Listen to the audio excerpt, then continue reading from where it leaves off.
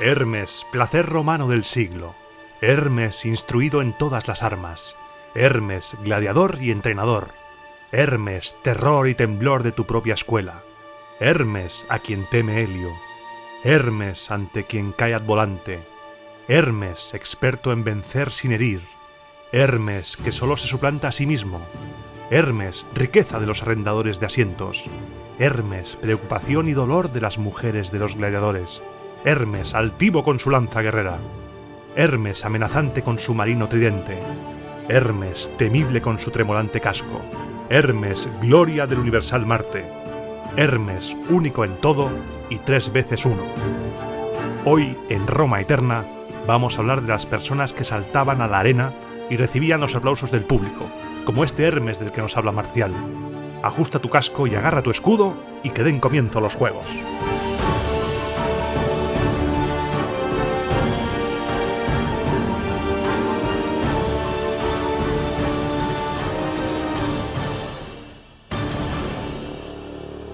Programa 79 de Roma Eterna, y hoy, para hablar de los que se dejaban la piel en la arena, te he traído a un lugar muy especial. Estamos en el Ludus de Capua.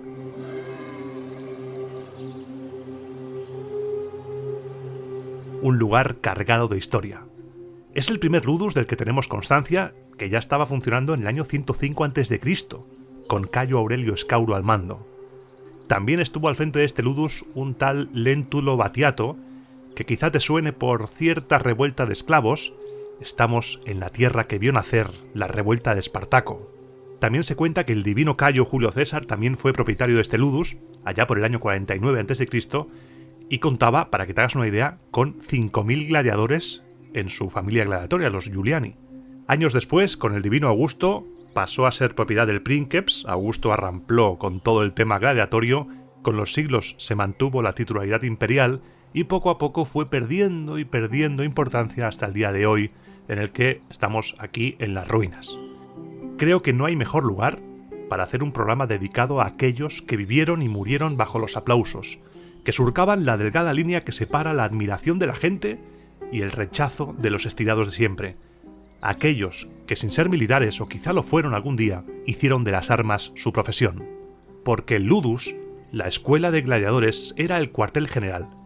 Aquí vivían, aquí entrenaban, aquí sufrían, lloraban, aquí quizá anhelaban la libertad. Y aquí llegaban por primera vez, muchas veces sin saber qué iba a ser de sus vidas. En el programa anterior ya te di alguna pincelada sobre de dónde provenían los gladiadores, pero hoy, que estamos ya metidos de lleno en el tema, vamos a profundizar un poquito más. Podemos establecer 2 grandes grupos: personas que accedían a la gladiatura en contra de su voluntad y los que lo hacían siendo libres. Gladiadores en contra de su voluntad tenemos los criminales, los condenados ad gladium, y los esclavos comprados de manera más o menos profesional. Desde el mercado local de esclavos hasta los lanistas más grandes, que posiblemente tuvieran ojeadores repartidos por todas las ciudades cercanas, o igual no, depende de la capacidad económica del lanista, en busca de los mejores esclavos a la venta. Esclavos que podían alcanzar precios muy elevados. Hoy vas a ver más paralelismos que nunca con el deporte actual. Y en el grupo de las personas que voluntariamente accedían a la gladiatura estaba la figura del auctoratus. Los auctorati podían ser personas libres, un ciudadano o un liberto. Si querías hacerte gladiador, debías acudir a un tribuno de la plebe, tal y como menciona Juvenal en su Sátira 11, ante el que debías hacer un juramento, una especie de contrato, para que éste dejara constancia del consentimiento. El tribuno valoraba si tu candidatura era adecuada o no, te podía tirar para atrás, sin problemas, registraba en un acta tu nombre, edad y la cantidad a cobrar, y adelante. Y ya que menciono cantidades a cobrar, vamos a hacer un pequeño inciso. Se conserva un Senatus Consultum de tiempos de Marco Aurelio, la llamada Lex Gladiatoria de Itálica, en Hispania, que señala los precios de los gladiadores en función del coste del espectáculo. Parece que la cosa se estaba yendo de madre, y hacía falta fijar precios. Los que menos cobrarían según este Senatus Consultum serían los Gregari, de los que ya hablaré luego, combatían en grupo, y que recibían 1.000 sextercios.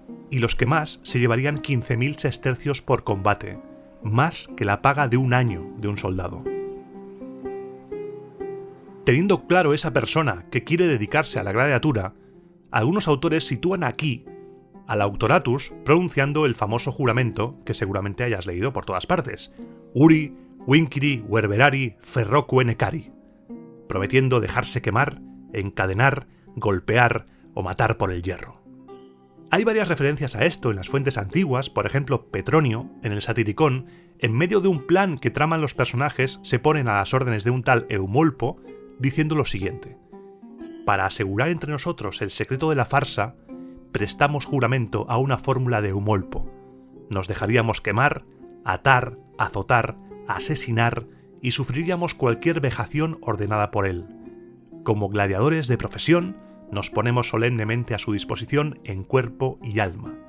En cuerpo y alma. Gladiadores de profesión.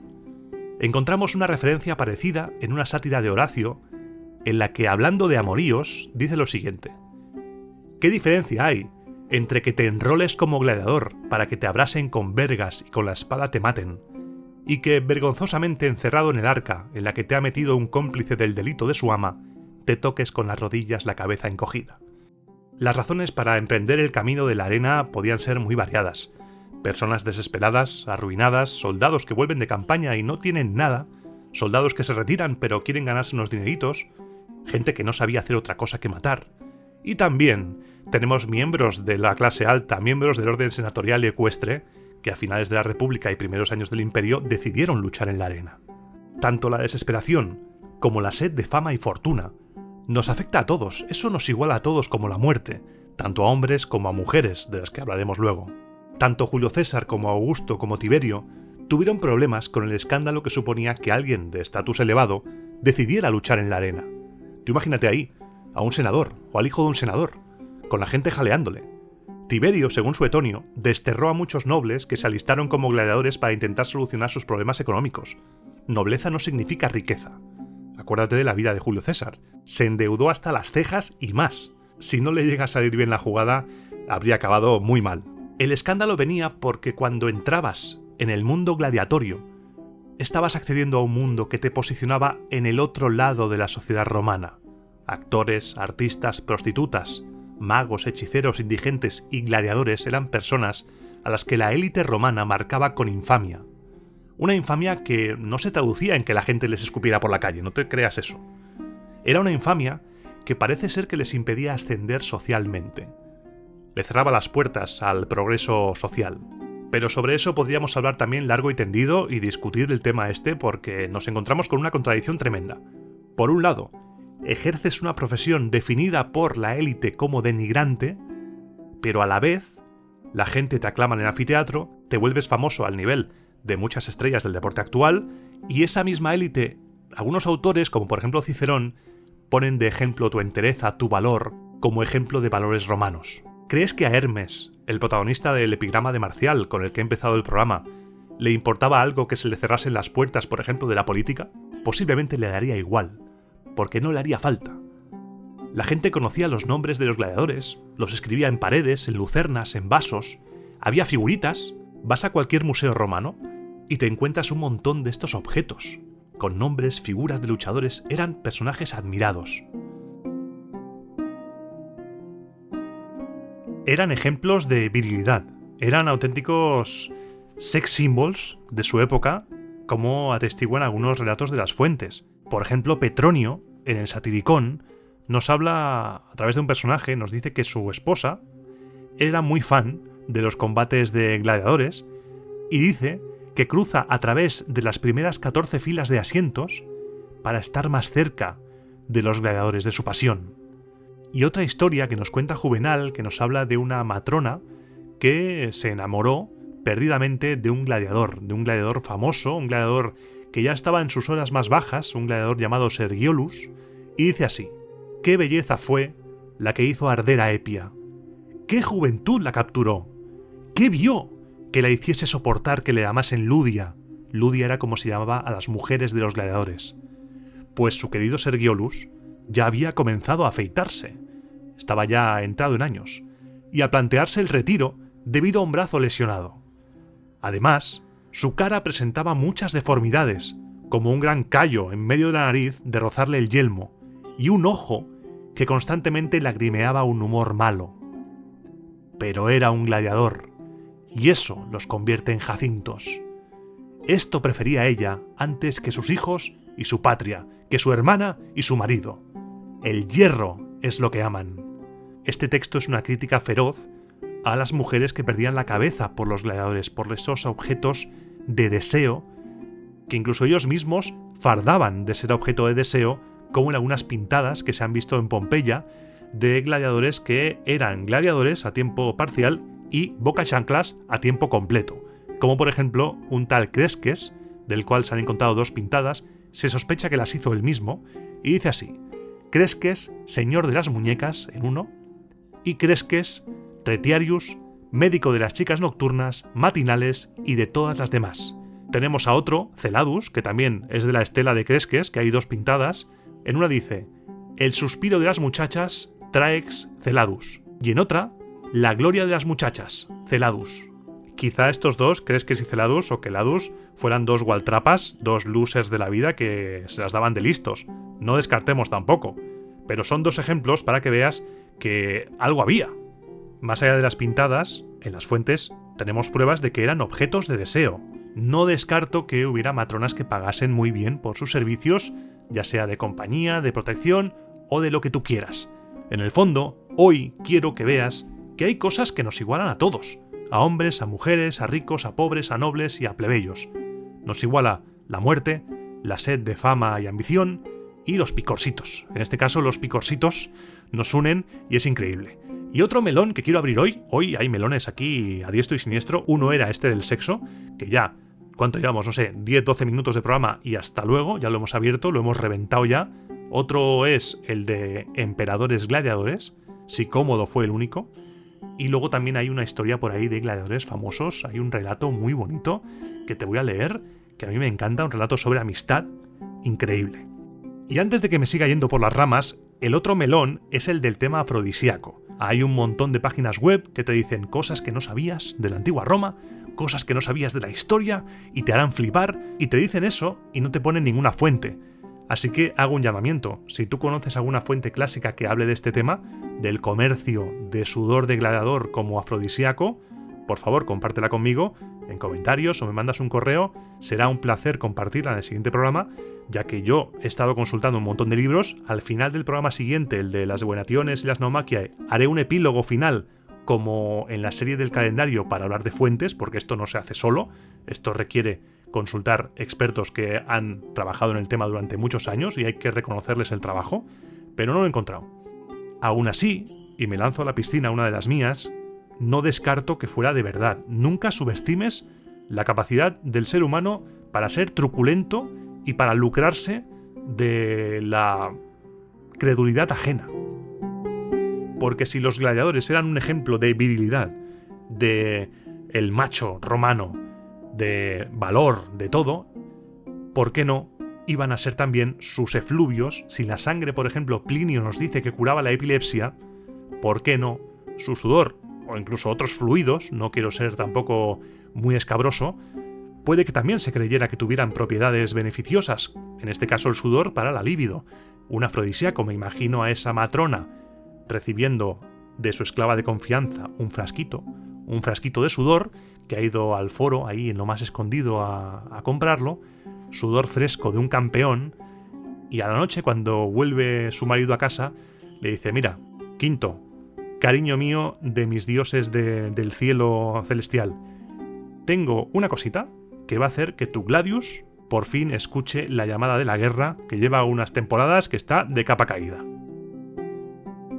Como te decía antes, autores clásicos veían en los combates de gladiadores un ejemplo de valor y algo educativo, como Cicerón, que lo he mencionado antes, o Plinio el Joven, aunque otros como Séneca no le hacían mucha gracia, y ya, si nos vamos a los autores cristianos, ahí ya apaga y vámonos, porque estaban directamente en contra. Tertuliano era un autor cristiano y no veas los palos que le da. Independientemente de tu procedencia, en el momento en el que entrabas al ludus, cruzabas las puertas por primera vez, tu vida iba a cambiar por completo. Dejabas atrás tu vida anterior y estabas a punto de unirte a una nueva familia, a la familia gladiatoria, a una especie de hermandad, para que te hagas a la idea. El ludus era como un campamento militar y también estaba jerarquizado. Tu rango como recién llegado era tiro. Eras un tiro, los tirones eran los novatos, aunque también he encontrado por ahí el nombre de novicius. Y te ibas a quedar como tiro hasta que tuvieras tu bautismo de fuego, hasta que no combatieras por primera vez en la arena. Se te asignaba un doctor que te daba una espada de madera y bajo la atenta mirada del lanista combatirías por primera vez con algún magistri que había en el ludus para ver si valías, a ver si eras rápido, si eras lento, más fuerte, más pasivo, si ibas a suponer un peligro para los demás. Si eras muy rebelde, te evaluaban por completo. Y en función de tus cualidades acabarías siendo un gladiador más de tipo pesado, ligero, o, si no hay nada que hacer, si no vales para nada, eres un inútil con la espada, acabarías en los Gregari, para luchar en grupo. ¿Recuerdas, por ejemplo, la primera escena de Gladiator, en la cual aparece Máximo luchando junto a los novatos contra gladiadores ya como tal? Pues sería algo así. Esa película no es una referencia histórica de muchas cosas, pero sí que nos puede servir para tener una imagen mental de la situación. Las peleas en grupo no eran frecuentes, eso quítatelo de la cabeza, lo normal es que se luchase por parejas. Y aquí ya entras a formar parte del ludus. Tu magister te va a entrenar, el doctor te va a supervisar, y el lanista estará controlándolo todo, porque ha invertido mucho dinero en ti, en caso de que seas esclavo, y te ha pagado bastante dinero, si eres un auctoratus, y se va a encargar de que estés bien cuidado, bien entrenado y le des dinero. No eres un esclavo rural al que se trata como una bestia. Eres un gladiador. Y vas a recibir entrenamiento físico, pero también en valores y virtud. Un gladiador debe ser capaz de luchar con valor y morir si es necesario, sin pestañear siquiera ante la cercanía de la espada. La epigrafía nos ha dejado rastro de diferentes doctores que estarían en el ludus, diferentes entrenadores principales. Tenemos un doctor Mirmilonum, un doctor Oplomacorum, un doctor Sagittariorum, un doctor Secutorum, doctor Traecum, doctor Velitum.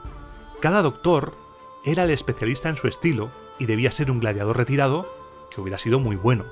Posiblemente incluso hubiera antiguas glorias de la arena como doctores en los ludus más importantes, lo mismo que sucede hoy en el deporte, que hay entrenadores que antes fueron leyendas en su deporte. Estos doctores estaban asistidos por los magistri, que eran el número 2, los segundos entrenadores, y estaban más en el día a día de los gladiadores. Y entre los propios gladiadores también se ha encontrado rastro de jerarquía. El recién llegado, como te he dicho, era lo último de lo último, el tiro. Pero es que después había diferentes grados de veteranía divididos en pali, en palos. Quarti pali, terti pali, secundi pali, primi pali, y cada uno se alojaba en estancias diferentes del ludus. Hay autores que afirman que había más pali, pero quédate con la idea de que la jerarquía existía en función de veteranía y en función de las victorias. Victorias que van a ser tu vía de ascenso y tu vía de ganarte la vida. Tras tu bautismo de fuego, dejabas de ser tiro y ya eras un gladiador con todas las de la ley, eras un veteranus y podías adoptar tu nombre artístico, por el que la gente te conocería, Hércules, Hermes o el que tú quisieras. Y a partir de aquí, una vez que has sobrevivido a tu primer combate y una vez que eres un gladiador, tu vida va a ser entrenar, entrenar, entrenar, tener un poco de tiempo libre en función de si eres esclavo o si eres un auctoratus. Si eres un auctoratus, pues te irás a tu casa, incluso a comer o a dormir. Si no, tendrías sitio en el ludus. Si eres un esclavo, seguramente sea entrenar y volver a tu cubículo o lo que sea, y si eres muy peligroso, encadenado.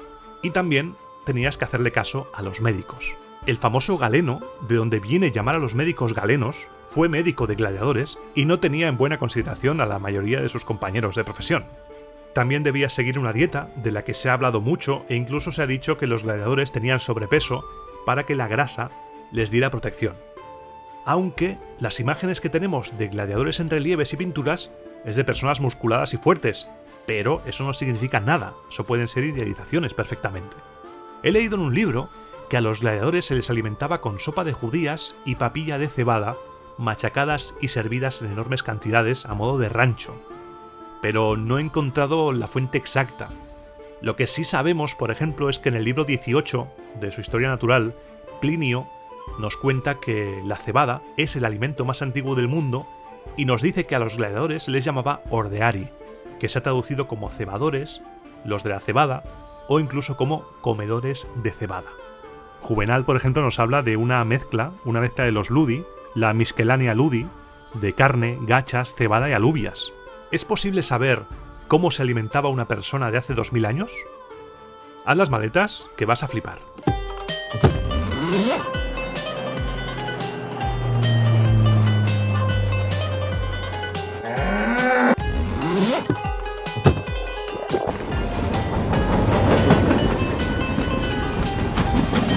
Nos hemos ido momentáneamente a Éfeso, a la actual Turquía.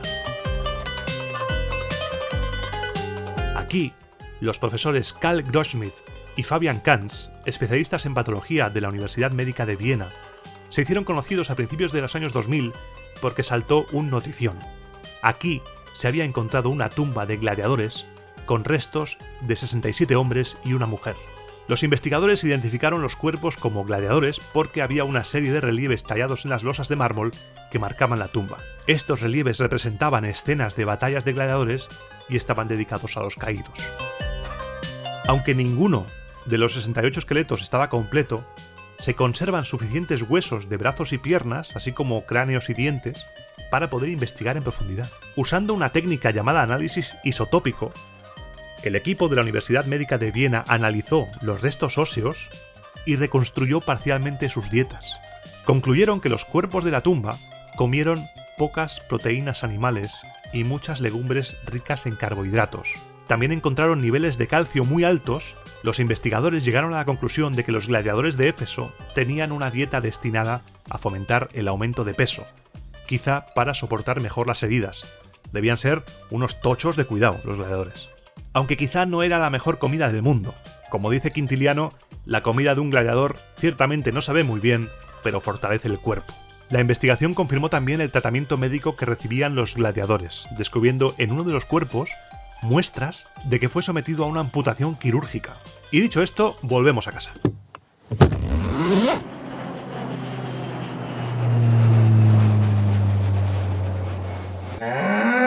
Sí, una vaca. Corre que perdemos el tren.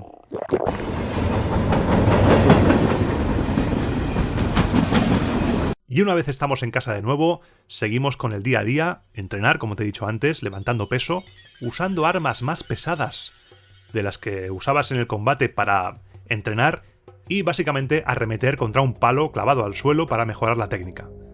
Tu vida en el Ludus, más allá del entrenamiento, dependía, como he dicho antes, si eras esclavo o no. Te vas a tu casa o te vas a la celda. Algunos Ludus, por ejemplo el de Pompeya, no parecía estar mal, pero otros debían ser lugares horribles, cárceles. El de Capua, por ejemplo, debía ser terrible para liarse la que se lió con Espartaco. Antes te he mencionado la idea de la familia. Cuando te conviertes en gladiador, dejas tu vida atrás y entras a formar parte de la familia gladiatoria, formada por los gladiadores, tus compañeros de Ludus. Entre ellos se establecía por fuerza un vínculo especial, que está atestiguado por epitafios funerarios en los que podemos leer que la familia o sus compañeros levantaron ese recuerdo en honor del fallecido. Por si hubiera que lamentar a algún fallecido, seguramente la noche antes del inicio de los juegos, la noche de la Quena Libera, era el momento en el cual todos ponían en orden sus asuntos. Se disponía lo que iba a suceder en caso de muerte y posiblemente también el público podía ver más de cerca a sus ídolos. En la actualidad sería el momento en el cual te acercas al gladiador con una espada o con una vasija o con una figurita y le pides que te firme un autógrafo. Hemos visto tu entrada en el Ludus, tu procedencia como gladiador, tu entrenamiento, tu dieta, tu tratamiento médico, también masaje, todo lo que se pudiera hacer para mejorar tu rendimiento, todo en función del Ludus. Por supuesto, no podemos generalizar. Habría Ludus que serían sitios infectos en los cuales te darían de comer, no voy a decir la palabra, y otros que te darían de comer mejor calidad. Y llegamos al día del combate. Llegamos a los juegos.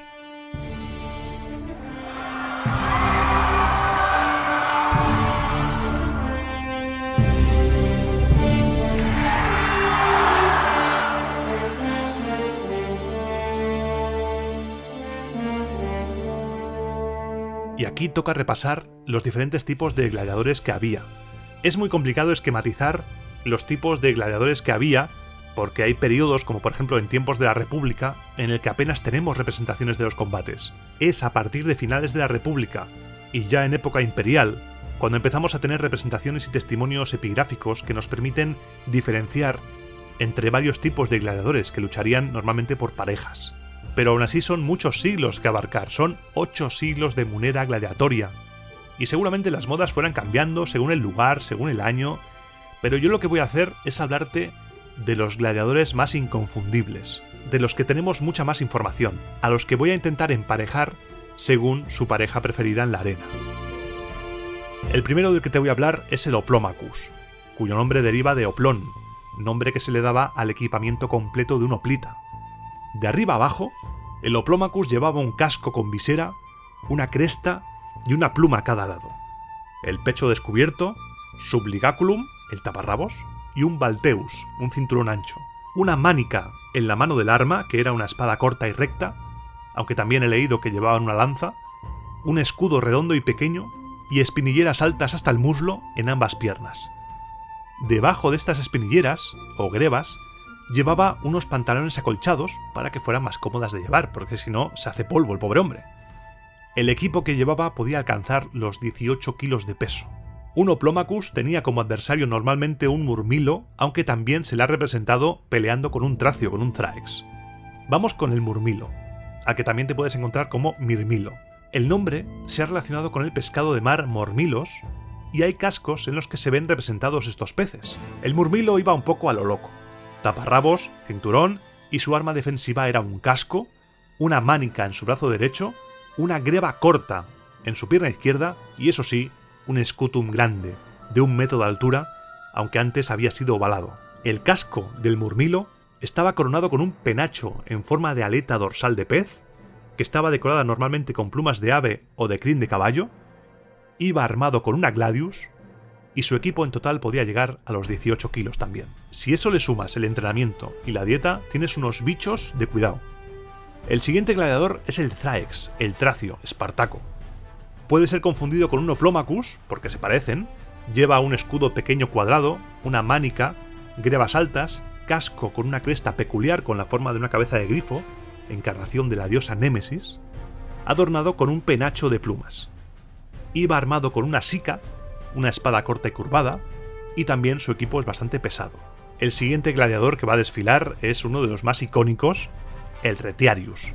El Retiarius no llevaba casco, no llevaba escudo, no llevaba grebas, iba con el subligaculum, el taparrabos, el balteus, el cinturón ancho, una mánica para proteger su brazo izquierdo, y luchaba con una red, un tridente llamado fusquina y una daga, el pugio. Lo que sí llevaba también característico el Retiarius era un guardahombro de metal ajustado a la mánica, un galerus, con la punta doblada hacia afuera para que se pudiera mover bien y te pudieras defender de los ataques. A veces también se le ha representado con una túnica ligera abierta por su hombro derecho. Su estrategia era tirar la red y atacar con el tridente ahí, te voy a pinchar. Cuenta Suetonio que Claudio, el emperador Claudio, disfrutaba viendo morir a los Retiari, porque podía contemplar la expresión de su rostro cuando morían. Aunque supongo que eso le pasaba a mucha gente que estaría allí, ya que el Retiarius no iba con casco, se le veía la cara. El Retiarius era emparejado normalmente con el Secutor, también llamado Contra Retiarius, que iba armado con un gladius y un scutum rectangular largo y con protecciones muy parecidas al murmilo, diferenciándose en el casco. Si buscas en Google casco Secutor, vas a sentir la claustrofobia. Ningún adorno, agujeros muy pequeñitos para los ojos, todo diseñado para que la red del Retiarius no se enganchara y para contrarrestar el tridente, para que no pudieran ni entrar por los ojos.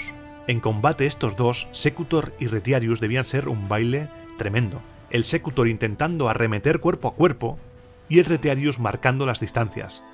Los Secutores eran los gladiadores favoritos de Calígula, por ejemplo. Después tenemos al Provocator. El Provocator era un tipo de gladiador que surgió a finales de la República. Llevaba, como todos, el subligaculum y el balteus, el taparrabos y el cinturón, una mánica en su brazo derecho, una greba hasta la rodilla en su pierna izquierda y un peto y un casco. El escudo era rectangular, más pequeño que el del murmilo, y la espada era con hoja recta. Su pecho estaba protegido con una placa de metal llamada cardiofílax. El casco del Provocator no tenía cresta normalmente y sí que incorporaba una protección posterior para el cuello, al estilo legiones.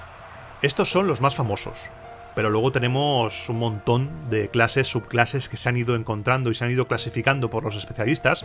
Por ejemplo, tenemos el Esquisor, que llevaba una armadura de escamas o de malla cubriéndole todo el cuerpo. e iba armado con una especie de hoja en forma de medialuna creciente, que eso te pilla y te hace polvo. Este esquisor también lo puedes encontrar llamado arbelas en algunos libros. Tenemos también el Dimacareus, uno que iba con 2 espadas, una en cada mano o 2 dagas, un arquero llamado Sagittarius, Eques, un gladiador montado a caballo, el Crupelarius, el Gallus, el Andábata, el Laquerarius, el Paecniarius, el Samnis, Samnita, el Esedarius montado en un carro y el Hueles, no de oler sino de Hueles de su nombre. Es que con tantos años, tantos siglos, van apareciendo, desapareciendo tipos de gladiadores, es imposible establecer, como te he dicho antes, una única clasificación. No he incluido a los Bestiari y a los Venatores porque no participan en los Munera, no son gladiadores. De estos te hablaré en el programa siguiente, dedicado a las Venationes y a las Naumachiae.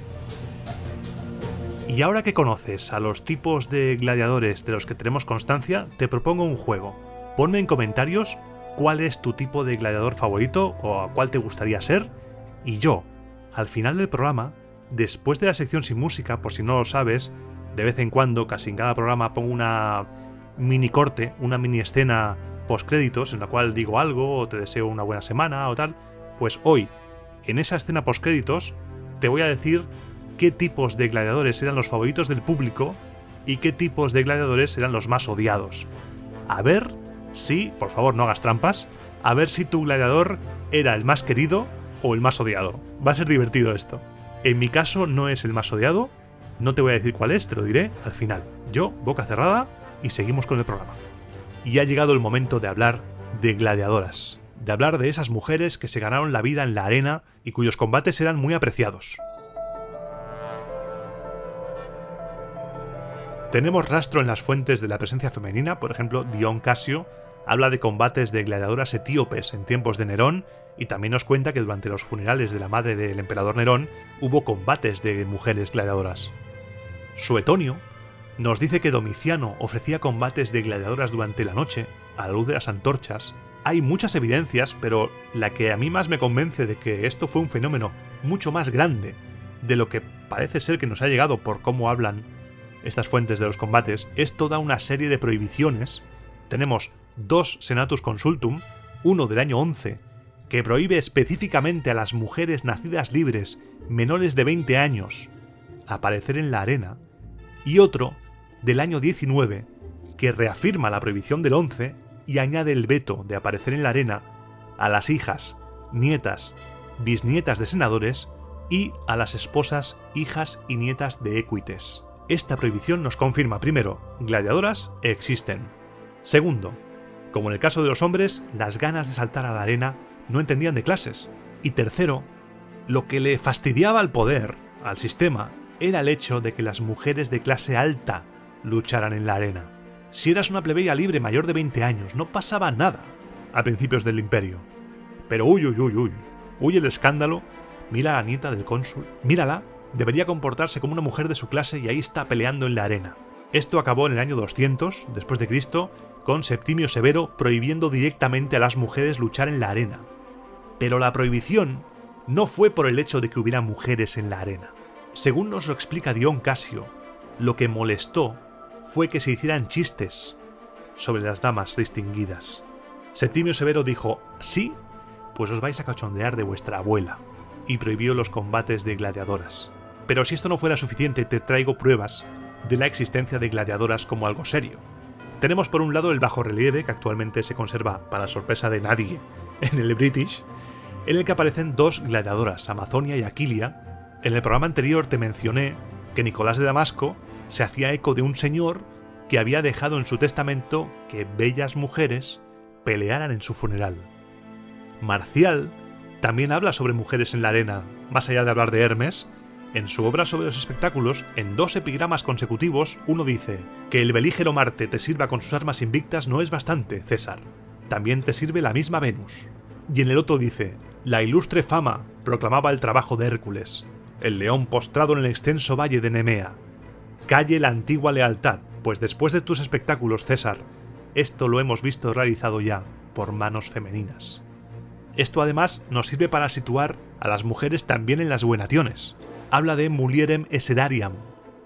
Petronio en el Satiricón menciona a mujeres compitiendo sobre un carro galo. Habla de mulierem esedariam.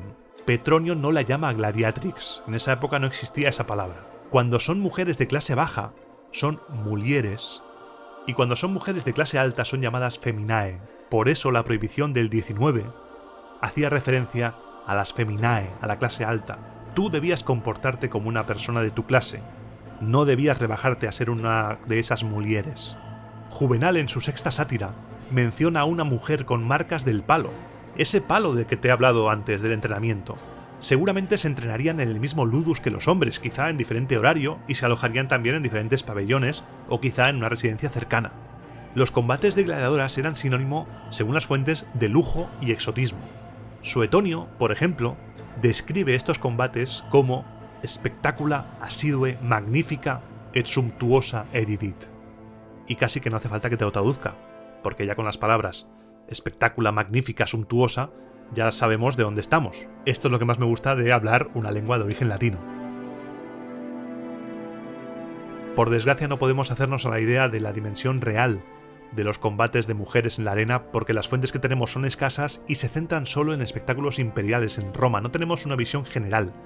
Yo estoy convencido de que eran algo más frecuente y más serio de lo que cuentan las fuentes, que a veces son un poco malrolleras, como cuando Juvenal dice «escucha cómo resopla con cada tajo», sexualizando un espectáculo que posiblemente la mayor parte del público no veía como tal. Lucharían con los pechos descubiertos pero no se vería como algo sexual. Ya había suficiente carga erótica entrecomillada en el resto de espectáculos. Por ejemplo, las ejecuciones de mujeres se hacían desnudas.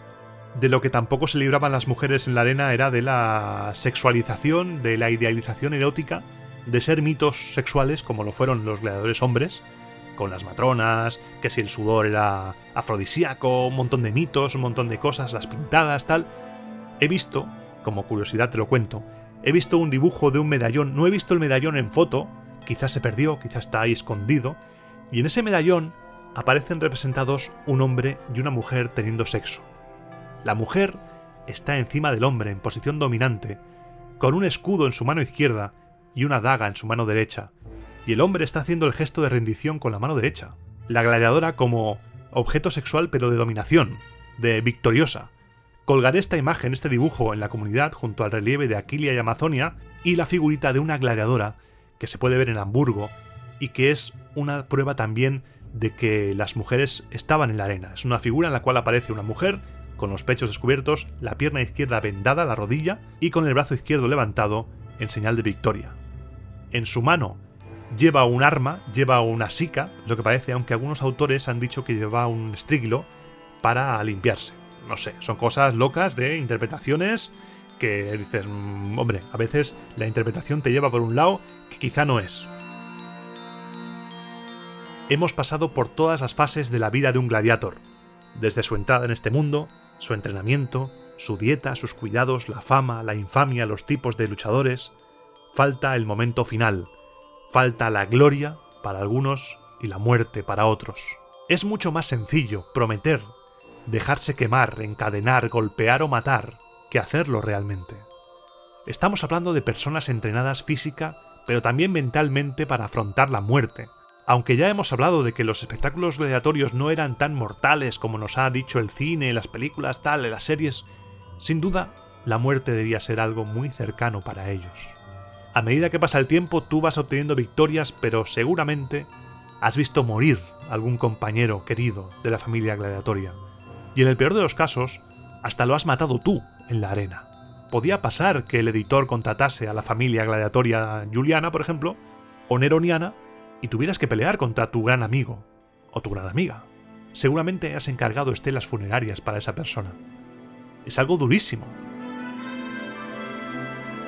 Una vez hablado largo y tendido de cómo se pedía la muerte, tú, gladiador derrotado, te arrodillabas y recibías el golpe mortal, normalmente en la garganta, aunque también se encuentran referencias al pecho. Si no te podías arrodillar, te tumbabas boca abajo y tu contrincante te daba una estocada por la espalda.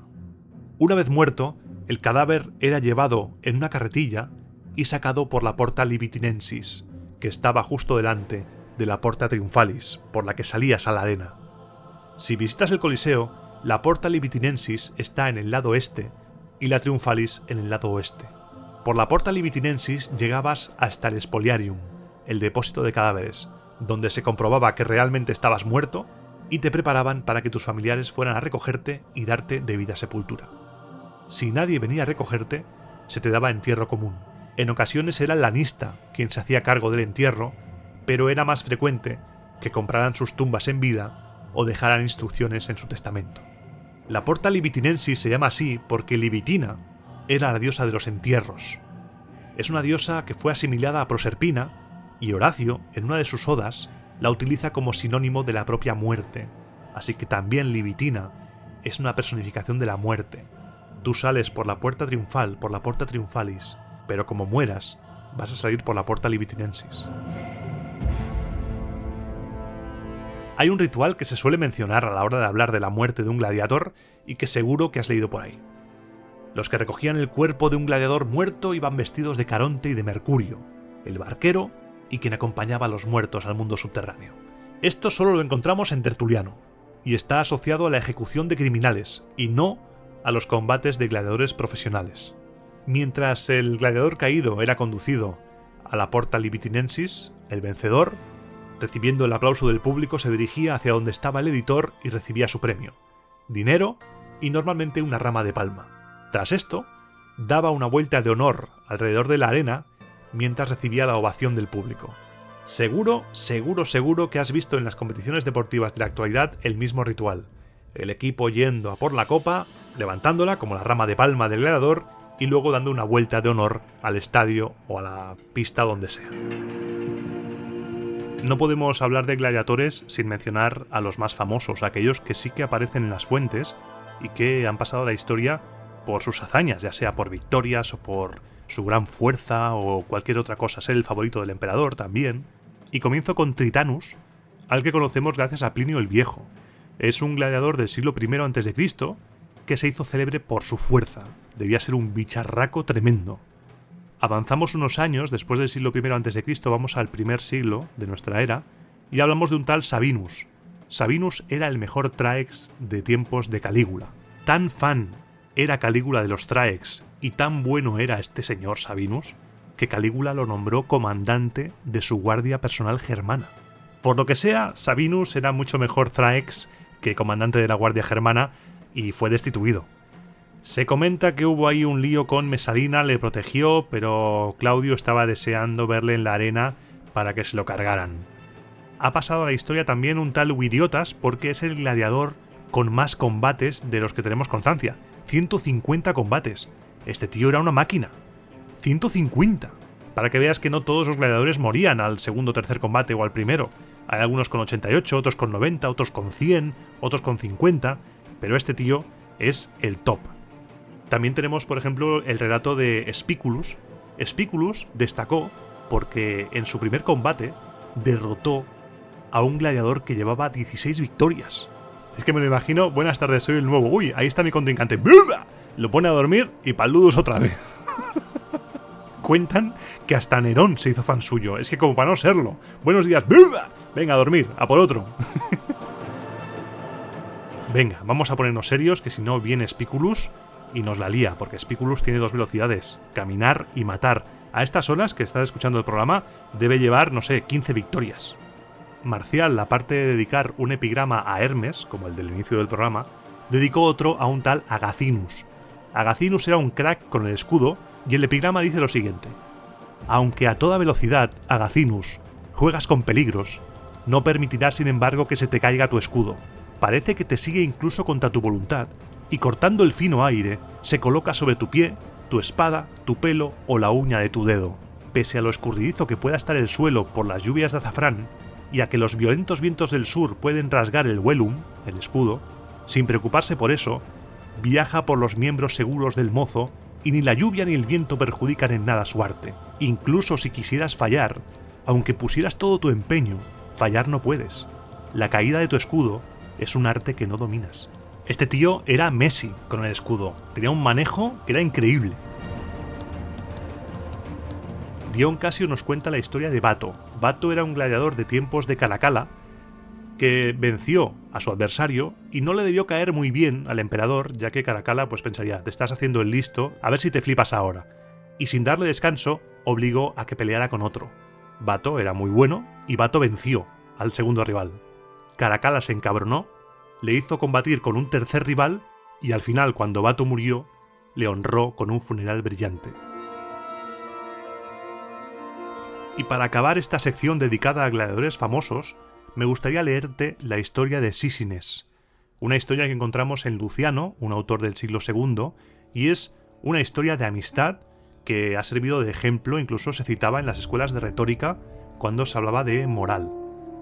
Y dice así: movido por el deseo de conocer la cultura griega, partí de mi casa en Escitia, camino a Atenas.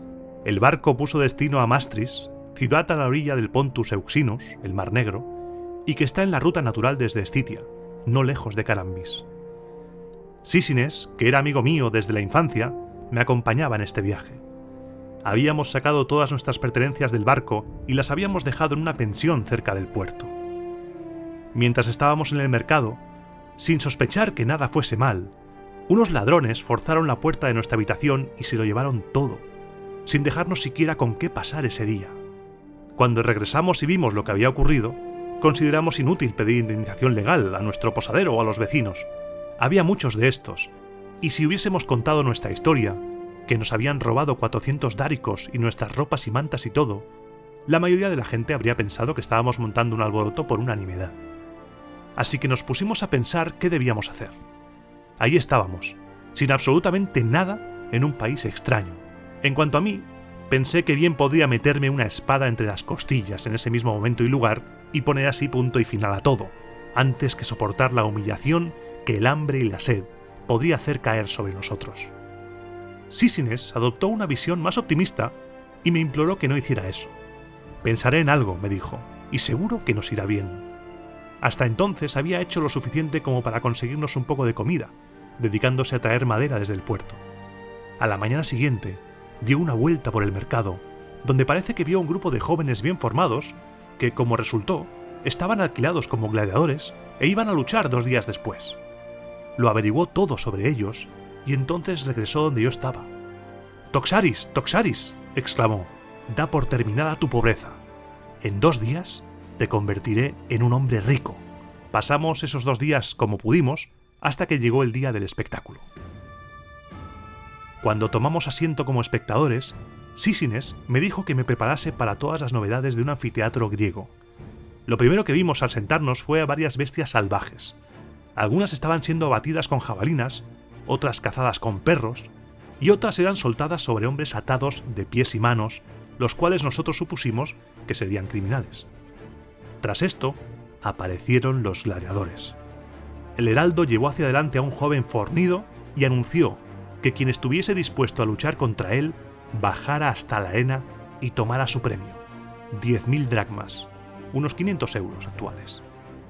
Sísines se levantó de su asiento y saltó a la arena, expresando su voluntad de luchar, y pidió las armas. Le dieron el dinero y él me lo entregó a mí. Si gano, me dijo, regresaremos juntos y no nos faltará de nada. Si caigo, me enterrarás y volverás a Escitia. Yo quedé muy conmovido. Entonces él recibió las armas y se las puso, a excepción del casco, pues él combatía a cabeza descubierta. Fue el primero en ser herido. La hoja curva de su enemigo le hizo sangrar en la ingle. Yo estaba medio muerto de miedo, pero Sísines estaba preparando su momento. El otro le atacó entonces con más confianza y Sísines arremetió contra el pecho de él y le hundió la espada limpiamente, de modo que cayó sin vida a sus pies. Él mismo, exhausto por la pérdida de sangre, cayó sobre el cadáver y la vida casi le abandona. Corrí a asistirle, le levanté y le dije palabras de ánimo. Había conseguido la victoria y era libre de marcharse. Por tanto lo recogí y lo llevé a casa.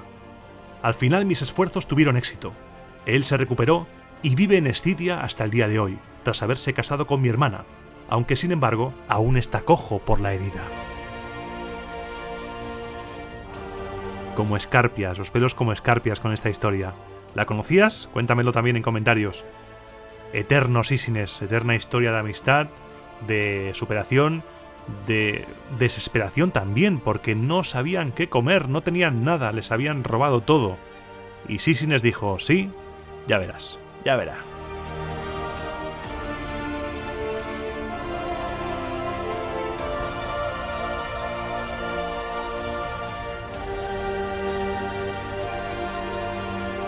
Otro melón que hay que abrir es el de emperadores luchando en la arena, porque gracias a Gladiator conocemos a Cómodo luchando como gladiador, conocemos la historia, bueno, de aquella manera en Gladiator, pero no fue el único que luchó como gladiador.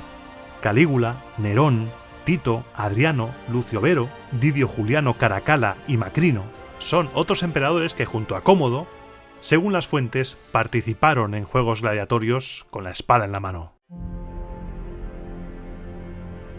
Ya sea en la arena o fuera de ella, la muerte nos iguala a todos. Tenemos que grabarnos a fuego la frase «Yo fui lo que tú eres y tú serás lo que yo soy». Con la muerte nos queda el recuerdo, y es lo que vamos a hacer ahora. Recordar a algunas personas que se dedicaron a este oficio. He recopilado algunas inscripciones funerarias, algunas estelas que me han resultado curiosas, y te las traigo aquí, y vamos a repasarlas, vamos a recordar a algunas personas. La primera que he elegido es una que tuve el honor de ver en directo en la exposición de gladiadores del Museo Arqueológico de Alicante, y cuando la vi se me puso la piel de gallina, no te voy a engañar. Es de un gladiator florentino llamado Urbicus, un esclavo, secutor, que murió en el siglo III después de Cristo a la edad de 22 años, tras haber participado en 13 combates.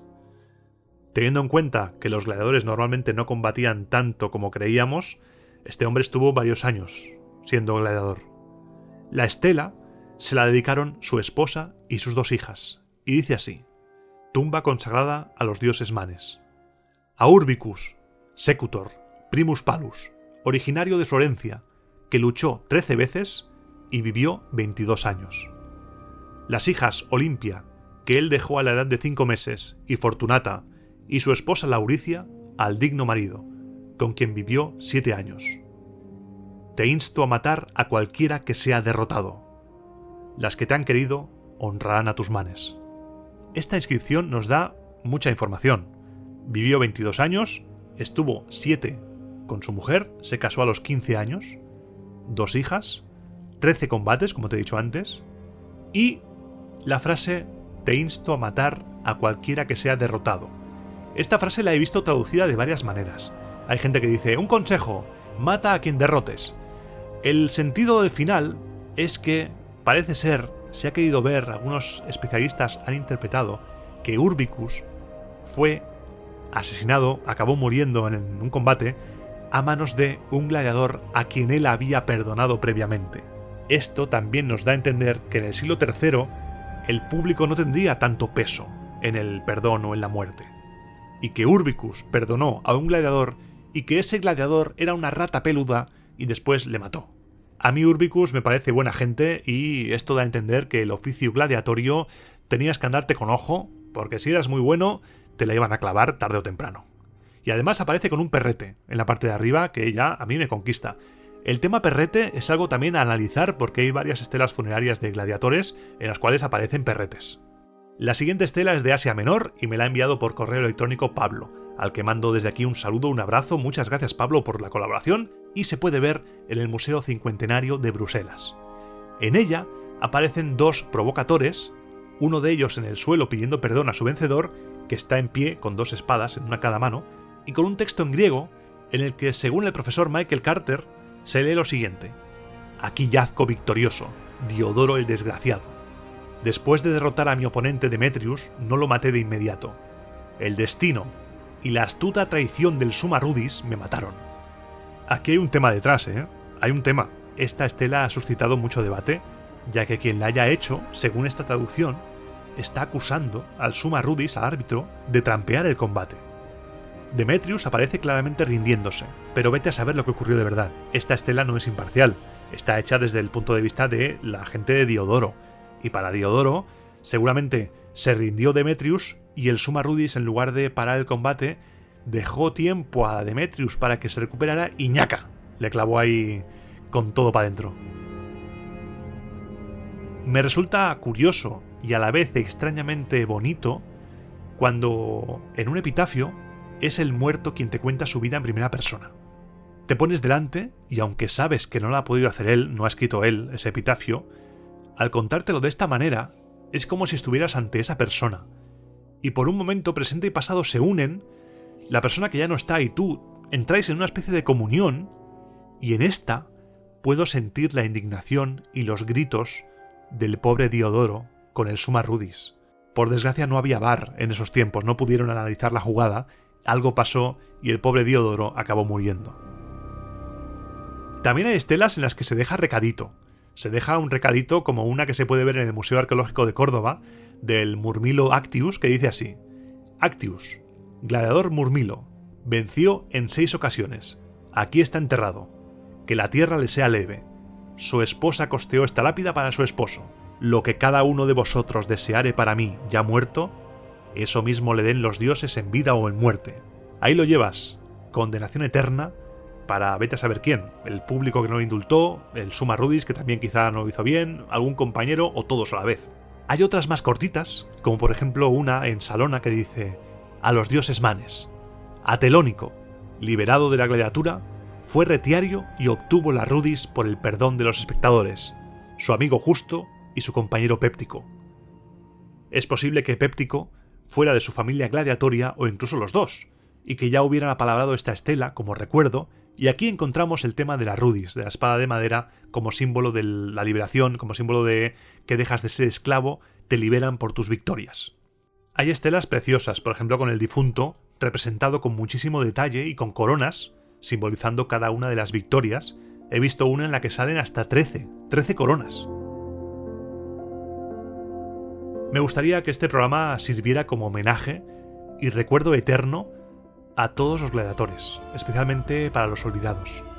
Ese gladiador torpe que no ganó ningún combate, ese esclavo que peleaba consumido por el odio hacia aquel que comerciaba con él, ese ciudadano o ciudadana que decidió jugarse la vida para sacar a su familia adelante, o ese legionario veterano roto por dentro tras muchas batallas, al que no le quedaba un hogar al que regresar y no sabía hacer otra cosa que pelear. La fama y la fortuna estaba reservada para unos pocos, para gente como ese Hermes con quien empezaba el programa, pero para la inmensa mayoría de gladiadores el destino era o bien pasar sin pena ni gloria, o para los peores, la muerte en la arena. Y por eso quiero dedicarles el programa de hoy, y el final del programa de hoy especialmente, a todos aquellos que nunca recibieron un aplauso y a los que la historia ha olvidado a pesar de haber sobrevivido a la arena, a todos aquellos a los que Marcial no dedicó un epigrama y a los que las fuentes no mencionan, aquellos que peleaban en provincias, que estaban ahí en las arenas más cutres, para todos, hombres y mujeres que dieron su sudor y algunos su vida en la arena, pero que jamás fueron mencionados en las fuentes. Honraremos vuestros manes y jamás seréis olvidados.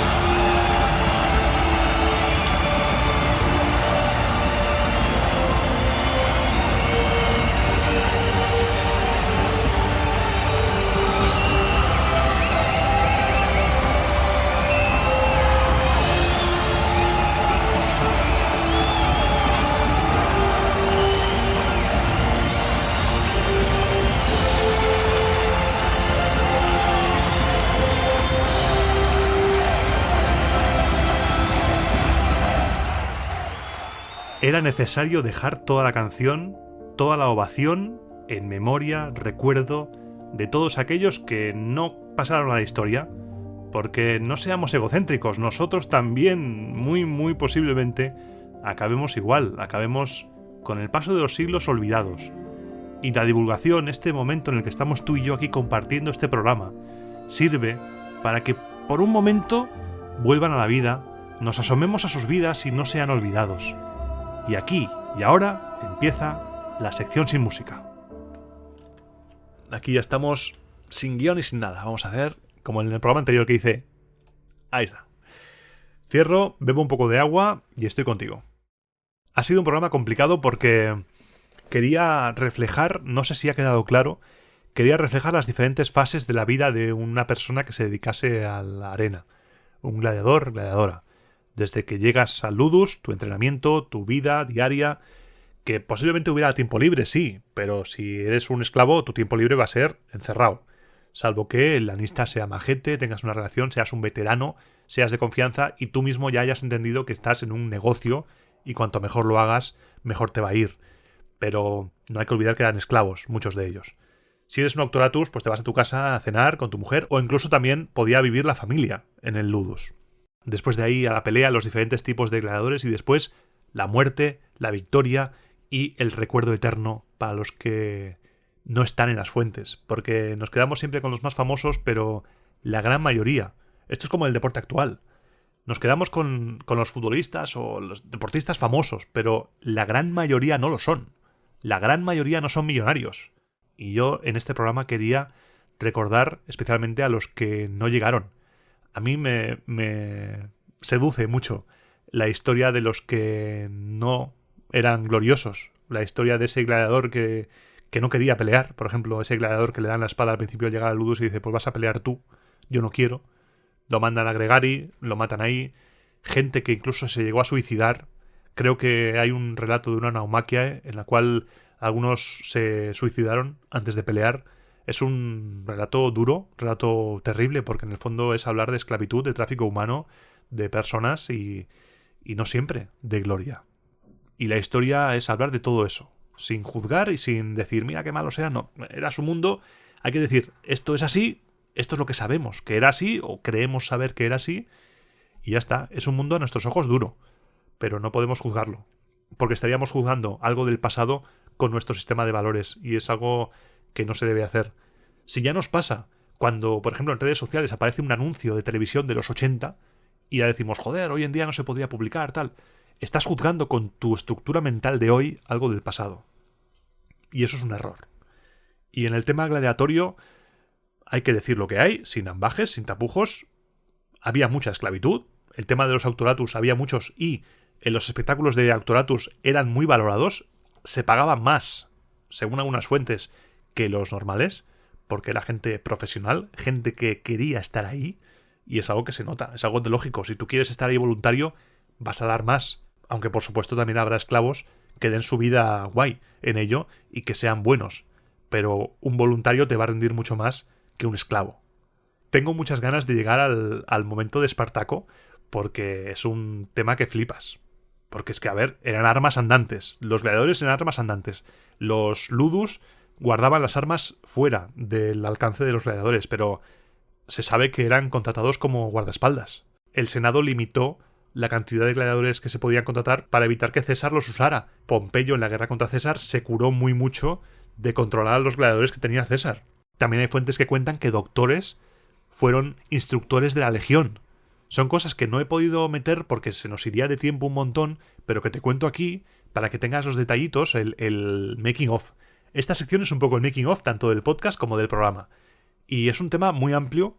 He tenido que cortar muchas cosas. Por ejemplo, el tema de cultos religiosos, némesis, tal, he tenido que cortar mucho. Porque si no se nos iba de tema.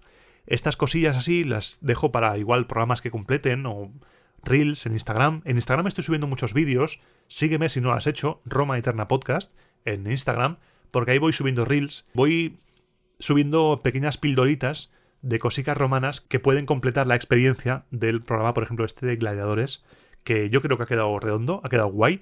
Siempre se puede hablar de muchos temas, por supuesto, pero he querido, como decía al principio de este speech de la sección sin música, hacer una progresión. Llegas a Ludus, te entrenas, tu vida, tal, combate, muerte y recuerdo. En cuanto a anuncios y demás, hoy va a ser una sección cortita. Va a ser una sección corta porque no tengo mucho que anunciar. Sigo con El Desguace, el podcast que presento junto a Marta G. Navarro, que es una crack y es algo completamente diferente a lo que hago normalmente, mucho más improvisado, fuera de la historia. Un proyecto muy bonito, un proyecto que sirve para yo probar otras especialidades, porque a mí me gusta un poquito salir de lo que hago siempre, y anunciarte también que sigo trabajando en el tema de Twitch. Pero no va a ser un Twitch de Roma Eterna, va a ser un Twitch con mi identidad primigenia online de Pijus Magnificus. Te dejaré el enlace a mi canal de Twitch en la descripción de este audio para que me vayas siguiendo, ya que empezaré dentro de no mucho a streamear, a hacer directos y tengo muchas ideas. Por ejemplo, hacer los guiones en directo para que puedas ver cómo voy investigando. Hacer lecturas comentadas de obras clásicas Ponernos ahí los epigramas de Marcial o a Cátulo y reírnos un rato. O leer, no sé, a Plinio, cosas así. Juntos. Hacer comentarios de vídeos, reaccionar a cosas, jugar a juegos romanos y no romanos. Por eso lo hago con mi identidad de Picus Magnificus y no con Roma Eterna, porque con Roma Eterna sería hacer solamente cosas de Roma, pero en cambio con Picus Magnificus puedo hacer otras cosas. Podemos hablar de lo que quieras, de ti, de tus problemas, de la gente que esté en el chat. Se pueden hacer muchísimas más cosas. Así que ve siguiéndome si quieres, te dejaré el enlace abajo en la descripción del audio y dentro de nada ya empezaré a hacer streams. Igual empezaré con 2-3 a la semana. Es posible que los suba luego como vídeo a YouTube o incluso como podcast, aparte a este. Pero ya veré. Lo que sí que quiero que sea un rato guay. Quiero que sea algo muy fresco, muy directo, muy íntimo también, que puedas ver incluso cómo se graba un Roma Eterna en directo. No todo, para que luego escuches el podcast. No vamos a aquí a escuchar el programa. Pero quizá, no sé, la mitad, unos minutos de grabación para que tú me veas cómo grabo, cómo gesticulo, cómo me muevo. Y eso sería muy bonito. Así que sígueme, aquí abajo te lo dejo, el enlace y ya está. Y hoy en la sección sin música no tengo mucho más que comentar. Lo de siempre, vamos a hacer el spam. Pero vamos a hacer un spam un poco más ligero. Sígueme en todas mis redes, te dejo los enlaces a todo abajo. Sígueme, suscríbete, comparte con tus amigos, con tu familia, con tus compañeros, compañeras de trabajo, con todos el podcast. Te doy las gracias, como siempre, por escucharme, por seguir hasta aquí, por aguantar mis chapas y mis idas de olla y la terapia, que esto para mí, esta sección lo es. No vamos a ocultar nunca que la sección sin música es una trampa ratera mía para rajar y hablar y extender el programa y así entrenar la voz también, porque si ves las primeras secciones sin música y ves estas, también hay una evolución, porque esto te entrena para hablar, te entrena el discurso. Muchas gracias por tu apoyo, por tu cariño. De verdad, estoy muy feliz, muy feliz. Me alegra mucho que sigas aquí, escuchándome. Y en el próximo programa hablaremos de Buenationes y Naumaquiae. Y después quizá vuelve la República, porque llevamos ya unos programas de juegos y demás. Y quizá ya toca que vuelva la República, a menos para ver qué pasa, para ver qué está pasando con la República. Así que me despido mandándote de nuevo un abrazo, un saludo, dándote las gracias y diciéndote como siempre que te espero dentro de 15 días, pasaré lista, algún día pasaré lista, en el próximo programa de Roma a Eterna.